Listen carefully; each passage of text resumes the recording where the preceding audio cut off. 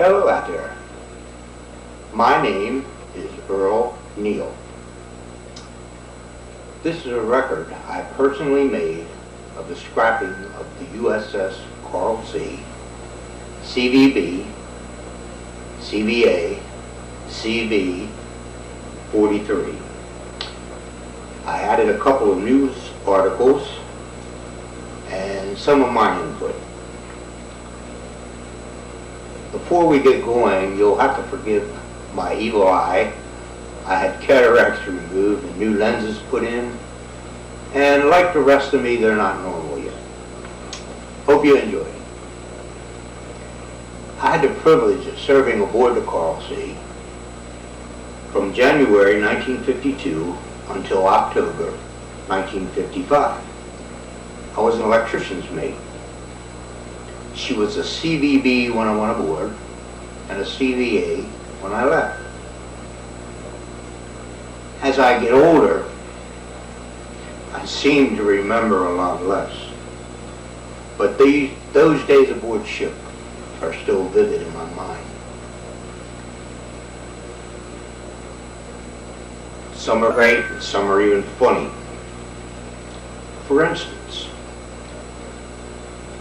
once in a while I'll tell someone that we used to have troughs and not doors, and we used to set cheek to cheek. And they always say, no way. To prove it, I've tried to find a picture of a head back in those days.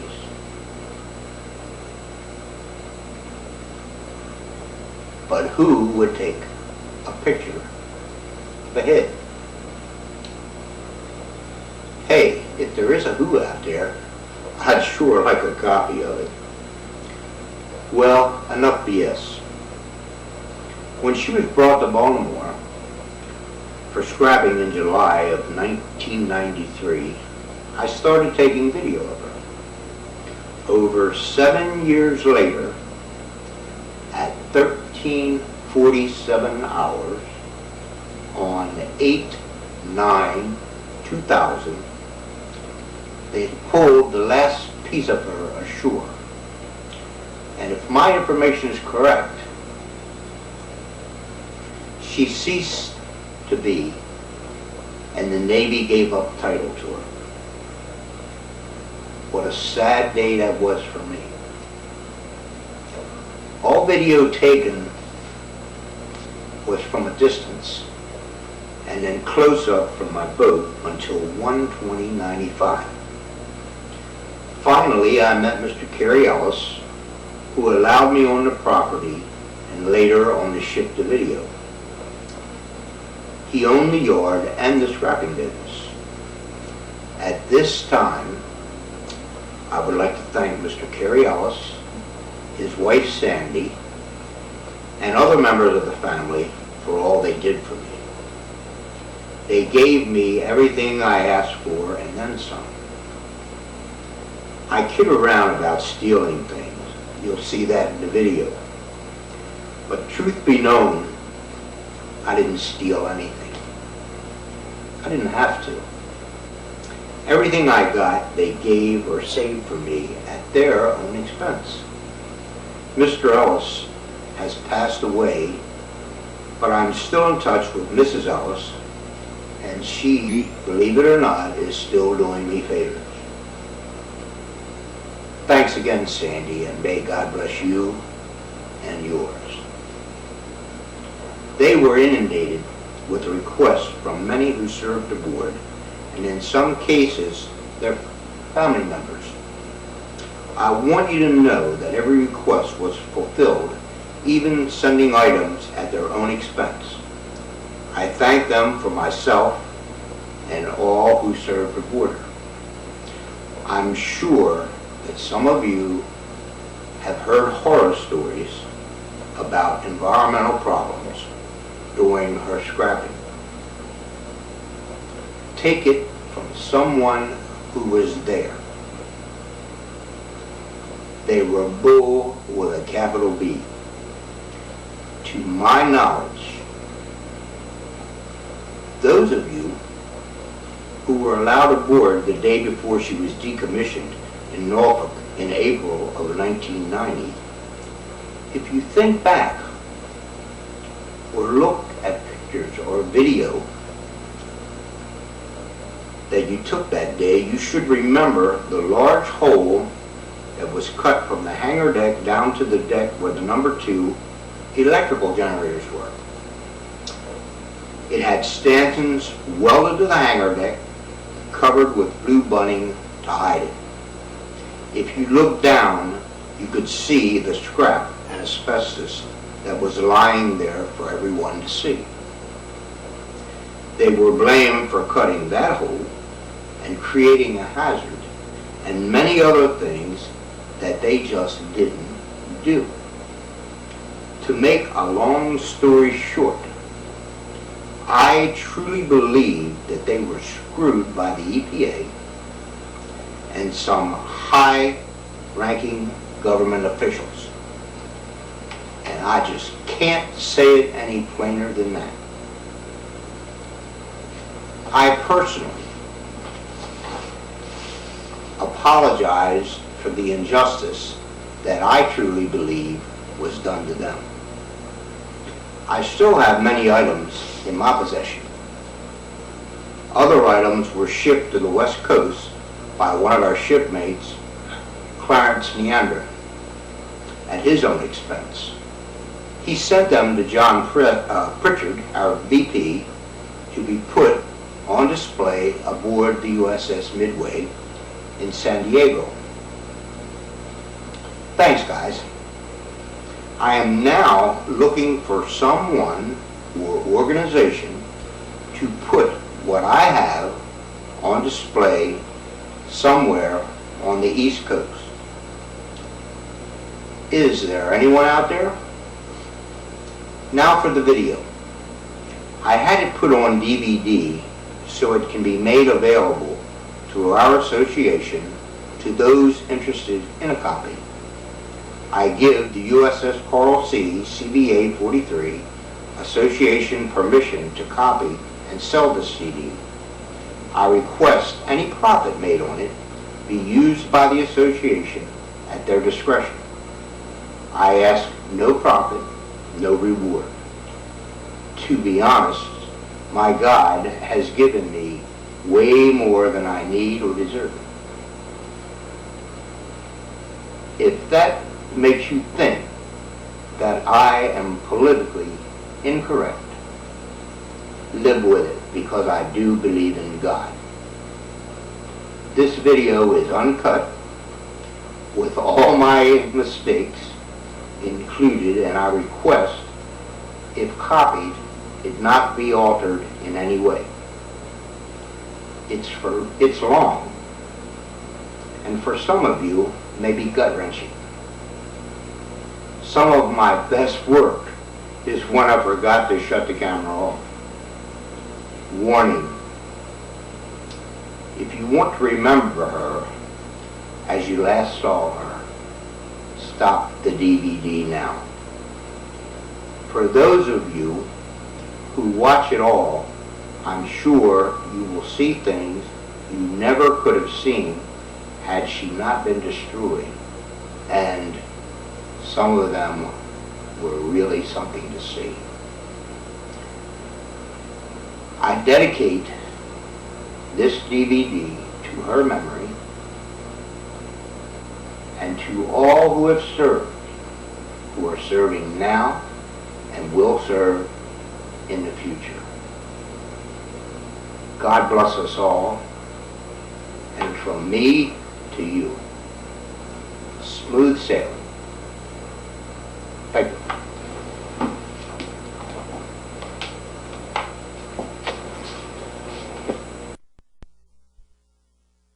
At 5. Yeah. 2 weeks ago, the aircraft carrier USS Coral Sea slipped through the mist of the Chesapeake, heading to her own funeral.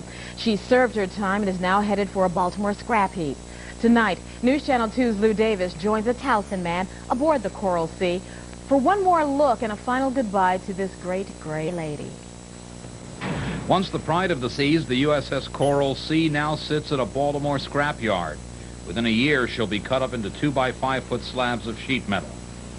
It was earlier this month that the once proud carrier took her last voyage up the Chesapeake Bay to the Kurt Iron and Metal Company.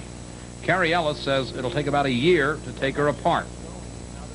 Oh, it's a very tough job. This is a 50,000-ton vessel, and this is, I mean, I've done many hard jobs in my life, but this is one of the hardest jobs there is. This is the most heavily built ship ever built in the Second World War with armament. There's 20,000 tons of armor plate on this vessel. What are you going to do with it?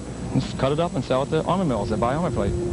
This is also a special story for me, because back in 1970, 23 years ago, I was aboard the USS Coral Sea off the Gulf of Tonkin, off the coast of Vietnam. I was a young reporter for NBC at the time, and we were covering a story about how planes from this aircraft carrier were bombing Laos. These pictures were taken on her first combat mission. She was in the Far East starting in 1965, and 10 years later, she participated in the withdrawal from South Vietnam. As a signal officer, this was my home, away from home. She is also a special ship for Frank Robinson of Towson. He came on board with me. He served on the Coral Sea for 2 years in the early 1950s. For Robinson, this is an emotional reunion. This ship was home to hundreds of thousands of men while she was the pride of the Navy. Lou, when I was on board this ship, it was the newest and largest warship in the world, which was the mid-50s. She was primarily in the Vietnam War. In fact, more sorties were flown off of this aircraft carrier than any other aircraft carrier ever built by the Navy. But it is sorrowful to see a proud ship like this go. In all, the Coral Sea served her country for 43 years. And this is where the wheel would be, but that's gone now, right? It's all gone. She traveled more than 2 million miles, and she became known as the Ageless Warrior. She holds special memories also for Barbara Maury of Baltimore. Barbara Maury was Miss Coral Sea of 1952. She was selected after sending a pin-up picture to a friend on the ship. I was overwhelmed because at that time, for an 18-year-old who'd never been on board any kind of ship, it was a city in itself. It was huge and just overwhelming. I rode by there a few years ago, and now the ship is gone. And it's a little bit sad, but it brings back memories I hadn't remembered for a long time. Some very nice ones. Older and bolder became the ship's motto, and for a time it looked like she might be saved, especially after being completely modernized at a cost of $200 million just 10 years ago. But the Navy is downsizing, and the service decided there was no longer room for the ship. She was sold for the scrap heap for only $748,000. They'll start taking her apart next week. Lou Davis, News Channel 2, Baltimore. What memories. Yard owners say they have gotten thousands of phone calls, as you might imagine, from former crew members who would just like to take that last look at the Coral Sea, but it's just too dangerous to allow them on board. Lou was very fortunate to have a chance to go on board one last time. I mean, what a story. Maybe we... Here, but I believe the man with the microphone in his hand is Earl. Is that correct? Whoops, we don't hear you, though. Whoa, wait a minute. Okay, Earl, you there? Ahoy. I'm here. Hey, there, how now you we doing? got you. Earl Neall, right? Right. Earl, who's the fellow? Is this your grandson? This is my grandson, Eric. Okay, great. I tell you what, Eric, hang on for just a second. We'll hang with you for just a little while, too. Earl, good morning. The reason we're doing this live shot, the Coral Sea is a historic Navy vessel, an aircraft carrier who served this country well. It is now currently in Baltimore being disassembled for scrap. And right behind Earl and grandson is the Coral Sea. Earl, how many years did you serve on the Coral Sea? Actually, 3 years and 8 months to be exact. To be exact. And how many people served on at one time? We had about 3,500, what they call ship's company, and then the Airedale, so roughly around 4,000. 4,000 people on one boat at one time. On one boat, and this is a small aircraft carrier. You figure the Eisenhower or the Kennedy, the big boys floating now are twice They that carry size. around 5,000. Okay. Yeah, about 5,000. We got some pictures we're looking at of the Coral Sea in action, New York Harbor and all. This was a very famous vessel. Why don't you, Earl, give our audience a brief history of the Coral Sea. Well, she's been in commission for 42 and a half years. I served aboard her when we were mostly in the Mediterranean. Actually, I learned this morning that the Coral Sea was supposed to be the FDR. Right. But since the president died, they changed the names, and the newer one, the Coral Sea, got that name. Okay. Very good. I used to sail on the original Pride of Baltimore, and I have to admit I fell in love with that ship. But it's only, you know, 90 feet long. Does one fall in love with something as big as what's behind you? Well, I was on there for almost 4 years, and I don't think I covered every place on the ship in that amount of time. But do you have a special feeling in your heart for the ship behind you? Oh, definitely. I mean, how often does a grandfather get a chance to show his grandchildren a ship he served on 40 years ago? Okay. Well, you know, I was going to say, the thing, you know, once again, we had some video yesterday with Norm. The Coral Sea is here to be dismantled. It's been sold for scrap. What you look at happens, you know, the times change, technology changes, there's a certain amount of metal fatigue that takes Sure. place, and then the Navy has to keep itself modern.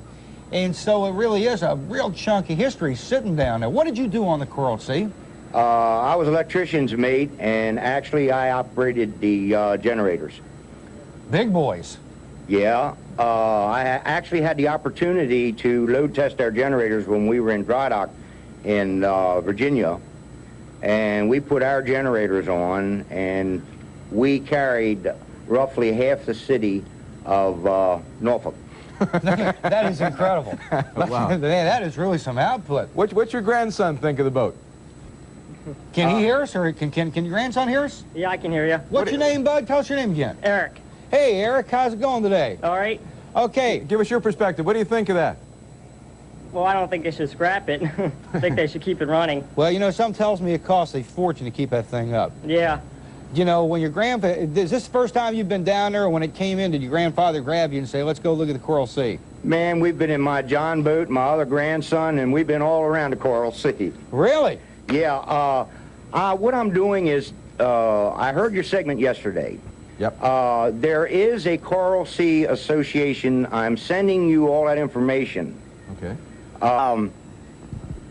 It's been in existence for 8 years, Yeah? and what I'm doing is, for the association, I'm going to film her until she's no longer there, and then turn it over to the association. Right down to the water That's line. pretty huh? well. Hey, do me a big favor, if I can. Let me get you both to move to your right about 6 feet. Hey, Alan, can we just focus in on the Coral Sea for a second, can you? Yep. We're basically on Child's... No, don't push it. Well, yeah, however you want to do it, Alan. We're basically on Child's Road. This ship is so enormous. We are, how many... I'd say we're 900 yards away from it right now. We're a ways. That's right down in Fairfield, near the original Harbor Tunnel, southern exit. Earl, how far away you think we are right now? About 900 yards? Easy. Easy. That's how big that thing is. Incredible. One of the pictures I sent in is taken from the air. Yeah, we saw that one. Well, that is a full-size destroyer, so that gives you the idea how big she actually is. Wow, that's really cool. Hey, listen, come on back in the shop for a second, because we got to run. When we were just kicking around the idea we want to do this, good buddy of mine, Ken Deeds, called up. He's in charge of security down there, so I'll get you all in there. Just come on down. And then you got in touch with us, and we're glad you did. There's a lot of people in Baltimore who served on there. I heard a real interesting story I'll leave you with here. My buddy Ken, he said they were, nobody's really allowed on the thing. This after it just came in, and a guy showed up carrying some roses. Apparently his son had been on the Coral Sea and lost his life on the Coral Sea when one of the restraining cables snapped when a plane landed. He just wanted to go up, say a little prayer, and put some flowers on the deck. And apparently this has been happening on a daily basis. I was aboard her when that took place. Okay. Amazing. Well, I tell you, well, listen, this is pretty cool. Hey, thanks for joining us. We appreciate it. We have how many rise and shine mugs you got down there, Alan? I got 2. All right. Yeah, all right. Listen, Eric, cherish that rise and shine mug. One day it will be disassembled and sold for scrap. Yeah, this could give you 42 years of service if you treat it right. And you don't put it in the dishwasher. And Earl, thanks for joining us, and have a great day. Thank you. All right, we'll see you guys later. Right. Earl Neall, grandson Eric in the Coral Sea. Unbelievable. All right. It'd be kind of like people tearing down your house, you know? It would be. Yeah, watching your house be torn down. It's just not one of those things you like to see done. But 63,400-ton displacement. And if you're ever down in Charleston, South Carolina, stop and see the Yorktown. You can